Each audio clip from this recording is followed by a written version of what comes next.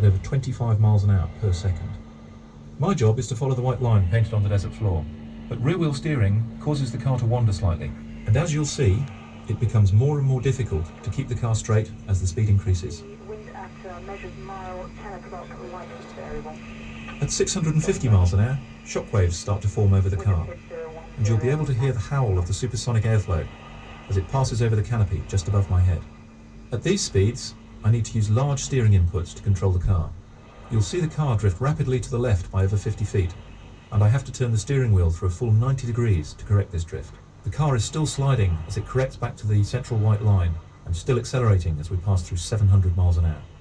The twin white lines indicate the measured mile, which SSC covers in just 4.7 seconds.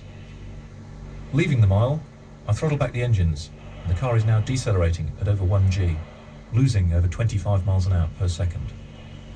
At 450 miles an hour, I'll fire the brake parachute.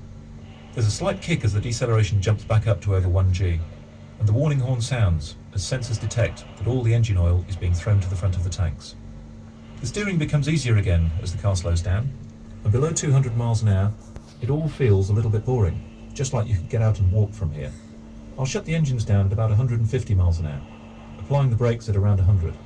Much faster than this, and we could actually set fire to the brakes. The car will come to a halt 3 minutes after setting off, having just covered 14 miles of the Black Rock Desert. The screen in front of you shows a computer-generated image of the run, with the actual cockpit film from the run shown at the bottom of the screen. I helped to design the cockpit like that of a jet fighter, both because that's what I'm used to, and because the car is, after all, a twin-jet supersonic vehicle. You can see the airspeed indicator, the Mach meter, the engine instruments, and the warning lights. The speed, Mach number, and distance covered are repeated in the corners of the screen to make them easier for you to read, as well as a caption which will light up during the measured mile. Okay, so let's start the left engine. Check the generator is online. Start the right engine. Check the hydraulics are all pressurized. Arm the parachute braking system and get final clearance to go supersonic. Now hold on tight for a ride into history. SSC ready to roll. SSC with hard chase rolling, you are clear supersonic. Clear supersonic, SSC is rolling.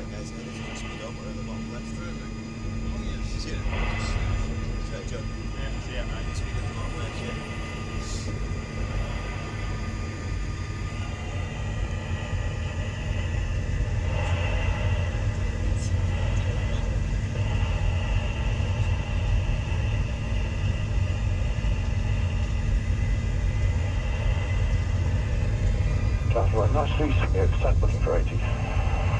Right, number 3, left number place.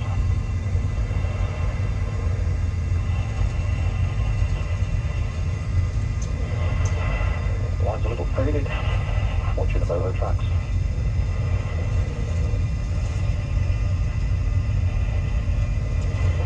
Sandra looking for Bill.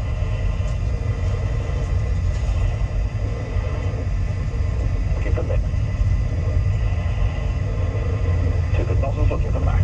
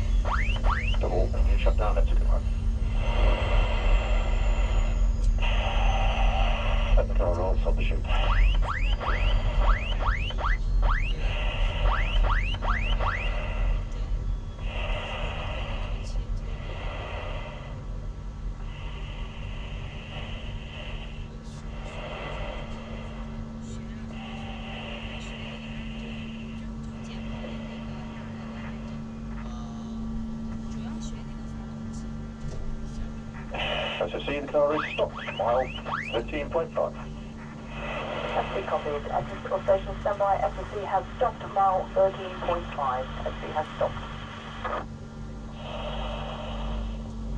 That's the first run finished, and we now have less than 1 hour to refuel and check the car over. Remember, we have to do 2 runs within 1 hour to set a new world land speed record.